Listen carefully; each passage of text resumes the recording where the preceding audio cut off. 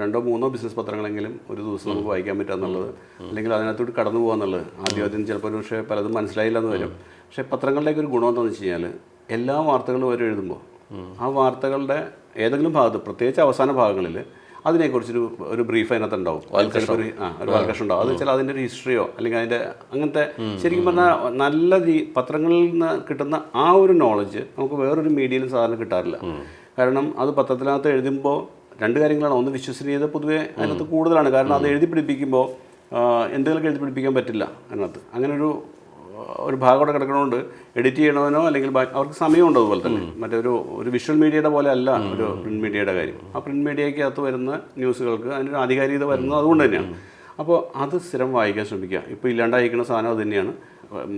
ബാക്കിയുള്ള യൂട്യൂബ് ചാനലുകളോ ബാക്കിയുള്ള സാധനങ്ങളൊക്കെ പോകണ്ടെന്നുള്ളതല്ല.